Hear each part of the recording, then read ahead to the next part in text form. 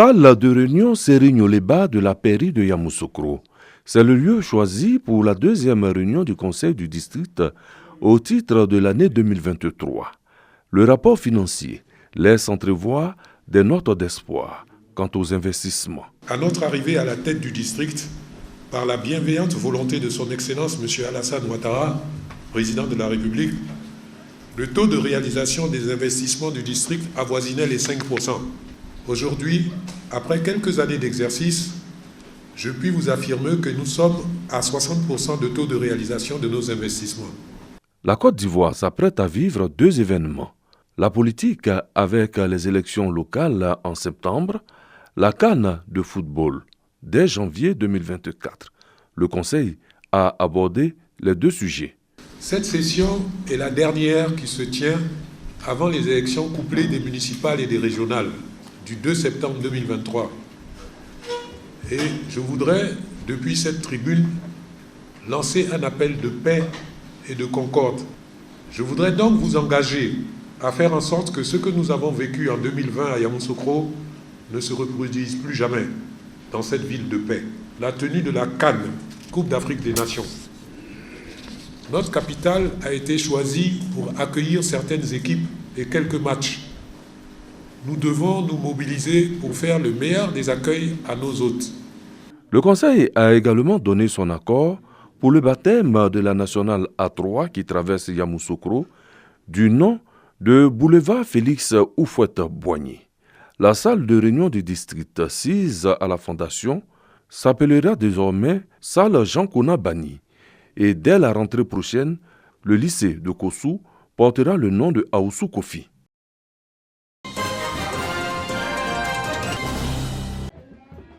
Journée d'excellence et de baptême à l'ENI Kafop 2 de Boaké. L'établissement célèbre sa 52e promotion. La promotion porte le nom du directeur général du Trésor et de la comptabilité publique, Jacques Assaoré Kona. Cette promotion reçoit l'onction de son parrain. Occasion pour le directeur du Centre d'animation et de formation pédagogique, CAFOP, d'inviter les futurs instituteurs à l'abnégation au travail à l'image de leur parrain. Les qualités de votre parrain, homme compétent, rigoureux, patriote, généreux et toujours disponible pour son pays, et son prochain vous interpelle et vous inspire à tout moment.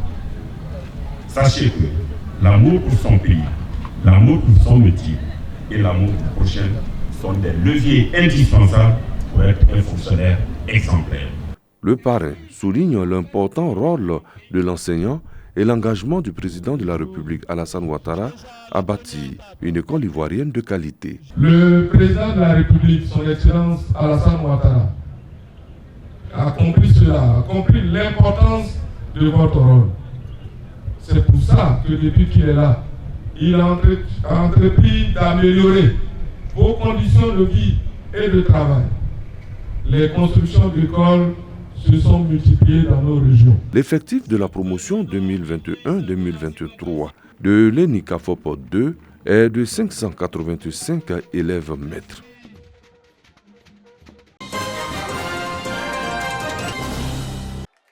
Unir les femmes autour d'un idéal commun, leur autonomisation. Telle est la mission de la Fédération des associations des femmes de la commune d'Agboville depuis quelques années.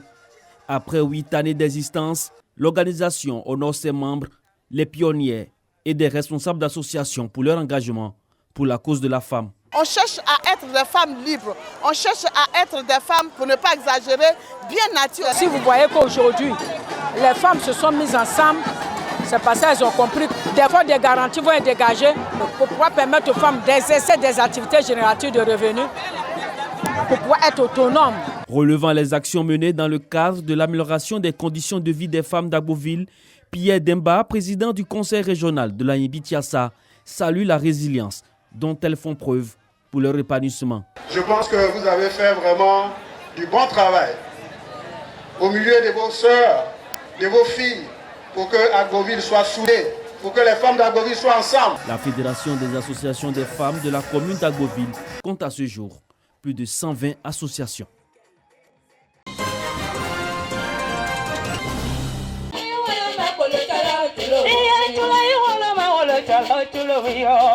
Chantre chrétienne, Cécile Yeo ne chante pas que la gloire de Dieu, le Christ a ressuscité ou les Ave Maria au rythme du balafon.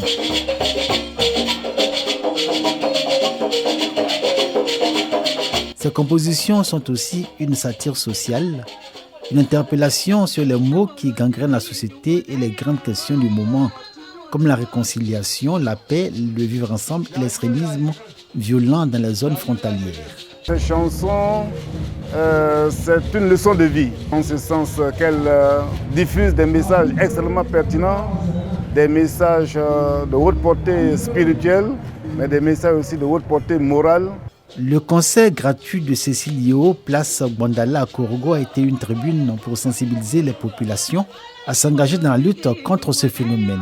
Acteurs participant à cette lutte, le RECOSEFSI, réseau des communicateurs pour la sécurité des frontières de la Côte d'Ivoire, exhorte les jeunes à ne pas céder à quelques tentations qui les conduisent à l'extrémisme violent. Pour nous, il faut profiter de toutes les organisations, de toutes les tribunes où il y a les populations qui se réunissent pour pouvoir donner le message de la sécurité. Ce bon message, c'est de demander donc à cette cible-là de jeunes et de femmes, surtout les jeunes, de tourner le dos aux vendeurs d'illusions, de tourner le dos à l'extrémisme violent. Entre messages forts à portée sociale, politique et spirituelle, les spectateurs de ce concert où le balafon est apparu dans toute sa majesté ont découvert tout le talent de la chantre Cécile Yeo qui marque son territoire dans la cité du Poro. Le RECOSEFSI, soutenu dans ses actions par le directeur général du conseil Koto-Anakar, Dr Adaman Coulibaly, parrain du concert, va poursuivre ses actions de sensibilisation au rejet de l'extrémisme violent et à la sécurité des frontières de Côte d'Ivoire.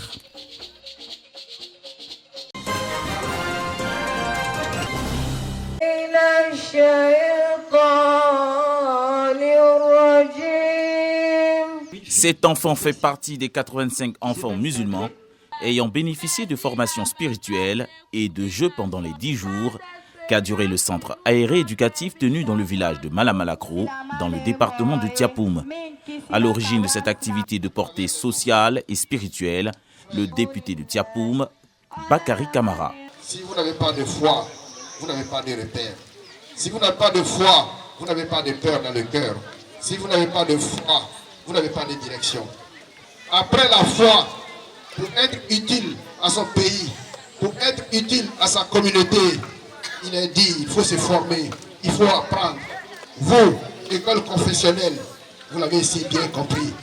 Là, vous faites l'union entre la chose de la foi et la formation nécessaire à la préparation du développement de son pays et de sa communauté. Pendant 10 jours, ces meilleurs élèves des écoles islamiques ont appris la lecture du Coran et se sont adonnés à des activités récréatives. Pour la directrice du camp, il s'agit de donner l'occasion aux enfants musulmans d'avoir des activités saines pendant les vacances. L'objectif atteint, c'est de former un homme complet. Quand on laisse les enfants pendant les vacances, que les enfants sortent, les enfants sont dans la rue, il y a beaucoup de choses qui peuvent arriver. Mais quand on vient les occuper sainement et leur donner des directives par rapport à leur comportement dans la vie, on peut contribuer à améliorer leur conduite. Les vœux de Younous de voir cette formation se pérenniser ont trouvé un écho favorable auprès du parrain qui compte adjoindre à cette formation des enfants chrétiens pour les prochaines années. Les anciens élèves du lycée moderne de Tengrela font preuve d'une solidarité agissante pour des actions au profit de leur ancien établissement qu'ils n'oublieront jamais. Outre les actions en faveur du rayonnement de l'établissement, ils ont initié un tournoi de football dont les rencontres rapprochent chaque année les populations du département et contribuent au renforcement de l'unité et du vivre ensemble. L'initiative répond donc à la vision de leur parrain, le ministre de la Construction, du Logement et de l'Urbanisme, Bruno Nabagné-Koné, qui a rehaussé de sa présence la finale de ce tournoi de football.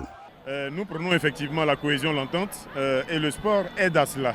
Le football en particulier aide à cela et vous avez pu voir l'engouement, l'enthousiasme de la population, des jeunes à l'occasion de cette finale. Nous sommes très heureux par rapport à l'ambiance qu'il y a eu. Nous sommes très heureux par rapport au signal fort qui est envoyé. Nous souhaitons vraiment une jeunesse forte, une jeunesse qui travaille ensemble, une jeunesse qui travaille pour la région, pour l'intérêt de la région de la Bagoué. Auparavant, en route pour marquer sa présence à la rencontre sportive au stade de Tengrela, Bruno Nambagné-Koné a fait une escale dans le village de San, où il a aussi livré à la population rurale des messages de paix, de cohésion sociale et du vivre ensemble.